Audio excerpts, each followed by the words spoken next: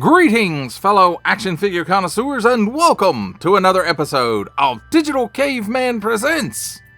I, as always, am your host, the Digital Caveman, and today I will be presenting you with the Marvel Legends series Spider-Man retro-carded Kingpin, aka Wilson Fisk.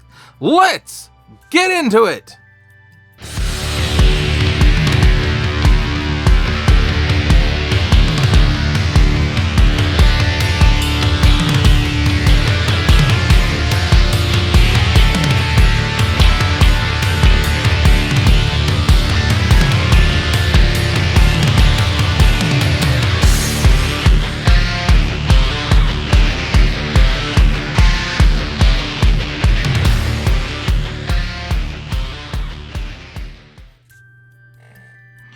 Let's start things off with a look at the packaging.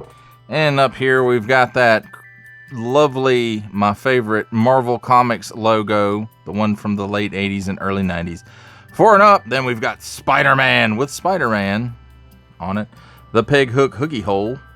Some nice artwork of the Kingpin, Marvel's Kingpin it says, and it's on that billboard that they always do with this retro line. Warning, don't stick things in your pie hole that do not belong there. And then up here it says Kane accessory, and then down here Hasbro print and the assortment number if you need that kind of thing. If I can get it to focus, it does not want to focus much. That's weird. So here we go on the back. Again, we've got Marvel Spider-Man sitting on Spider-Man. Nice web in the background, that same artwork from the front. Marvel's Kingpin, and then here's a nice illustration showing you can swap his heads. And it says, Wilson Fisk ruthlessly rules New York City's underworld with cunning and a keen intellect. And then there it is again in some other languages. Also look for, and here's the cross sale of Wave 1 of Spider-Man Retro. So there's that. It says, each sold separately, subject to availability. Again, in some other languages that I don't read. Warning, attention, Octoon. Don't stick things in your pie hole that do not belong there. Don't give it to babies. Attention, especially don't stick it in your French pie hole. Small print, fine print, legalese print, made in China print, symbols I'm not going to learn, and a barcode. And that, my friends, completes our look at Big Willie's packaging, but not his package, because that would just be wrong. Let's take a look at the figure and his accessories, and here we have handy dandy tweezers to help us take a look at some of the accessories. We won't need it right off. So first off, he comes with his cane, with his big, knowing the Kingpin, that probably is a diamond. In here it's got some gold paint right here. Yeah, I think that's paint. I can see a little bit of the sparklies in it. So very nice looking. And then I think it's the rest of it's molded in this, or maybe molded in this, or this could be a separate piece. So nice. And this is 100% reuse from the Kingpin Build-A-Figure. And here is the extra, like, regular faced head, which I think is also reuse from the Kingpin Build-A-Figure. And it looks pretty good. I'm not sure how much of the inkjet they used on this, but it looks pretty good. It's got the nice blue for the eyes, eyebrows. And that's really all I can see on it as far as deco goes. But again, like I said, this is 100% reuse, I believe, from the Build-A-Figure Kingpin. And we're going to see a lot of reuse here. This head sculpt is new, and I have to say it looks... The sculpt itself looks weird, but the eye deco looks weird. It's like he's wall-eyed or something. So, but like the scratches and stuff on his face, they look good. And the teeth and stuff. So it you know, that all looks pretty good, except for the eyes. The eyes just throw it off. So arms are reuse, hands are reuse. Most of this torso, if not all of it, like from the cut down, is reuse. Pants, shoes, that's all reuse, just recolored. This part may actually be reuse as well, with this replacing or maybe even just covering up the shirt and tie up under here. But it looks good. This is very classic. This is, when I think of Kingpin, this is kind of the look that I really think of. The ascot with the little gold pin in it, or sometimes it's a diamond or a jewel of some kind. It's got a nice little paint app there for the pocket squares, paint apps for the buttons, paint app for the ring here.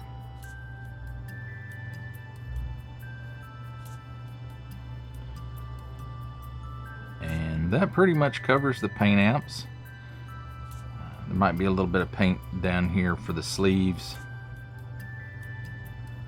And then, you know, it's got nice sculpting in there for the legs and the pants and the vest.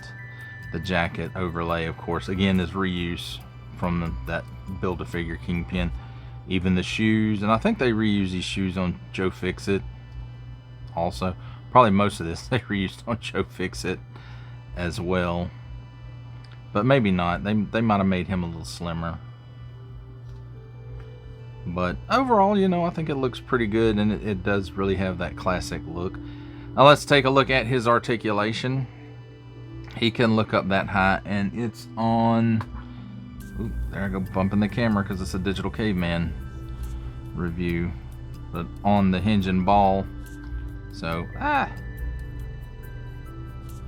he can look up that high. He can look down that low. He's got some chicken neck. He's got a very little bit of waggle. It's not much. His head pops off when he does the full exorcist, it looks like. Maybe I just had it too far back. So, nope. Head pops off when you try to do the full exorcist, so you get about that far before it starts trying to pop off, and about that far. So, at the shoulder,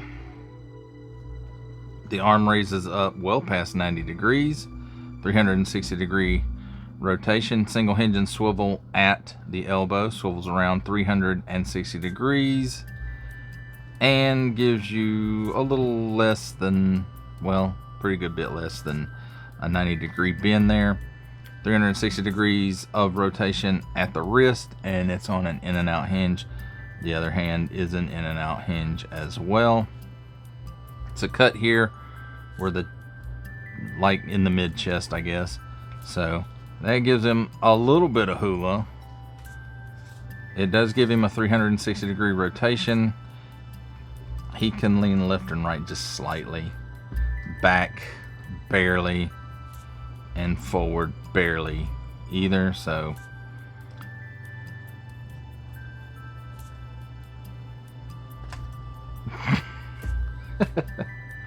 so he gives you about that much of the splits,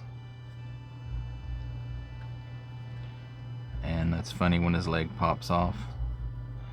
He can kick forward that far, which is not far at all. Back hardly any. Single hinge and swivel at the knee, swivels around 360 degrees. There's also a cut, I forgot, up here at the upper thigh for another 360 degree rotation.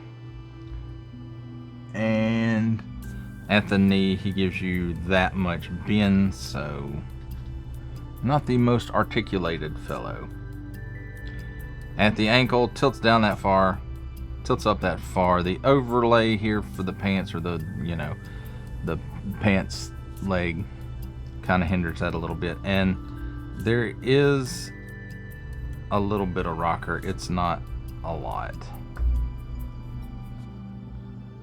So This Kingpin doesn't need a throne. He won't be sitting down. And as far as the cane goes, you know, he can hold it like this, or I think they even made it where he can hold it like this. Yeah, kinda, sorta. Or maybe not.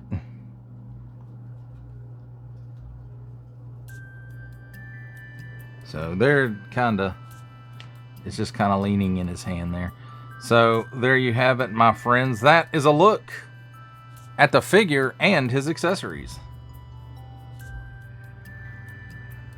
It's time for my favorite part of a review, comparisons. And here we have the Marvel Legends Spider-Man retro carded Kingpin re-release with the Marvel Legends series Kingpin Build-A-Figure Wave Kingpin, the Marvel Legends series Spider-Man retro carded The Rose, and the Marvel Legends series Daredevil from the Hasbro Pulse exclusive Daredevil 3-pack.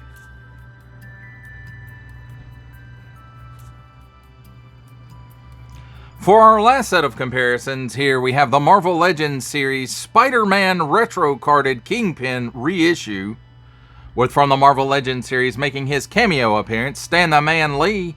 From G.I. Joe Classified series, the Hasbro Pulse exclusive Regal variant Cobra Commander. From Star Wars The Black Series, the Archive Edition 501st Legion Clone Trooper. And for a 7-inch scale comparison from the Masters of the Universe Masterverse line, the 40th Anniversary He-Man.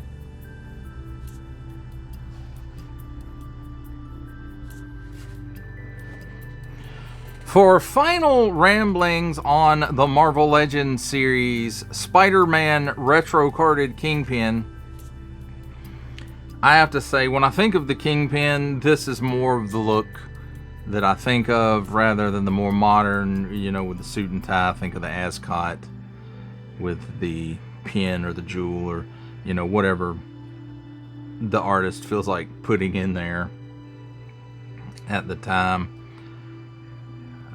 You know, if you don't think of Kingpin like this and his kind of classic look, or even, I guess you could say, this is probably skews a little more toward Spider-Man animated series' look, but to me it's the classic look, and I like it. But if you don't like that look, and you have the Kingpin Build-A-Figure, you know, unless you want the wall-eyed head,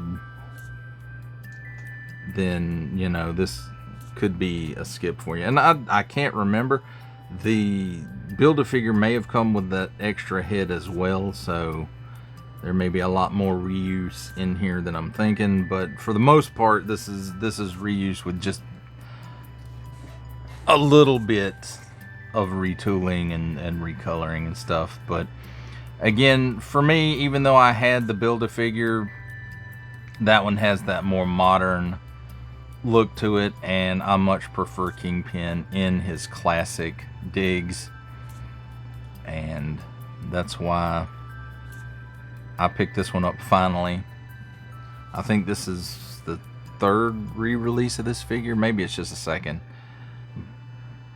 or the third release, not third re-release. It may be the second re-release.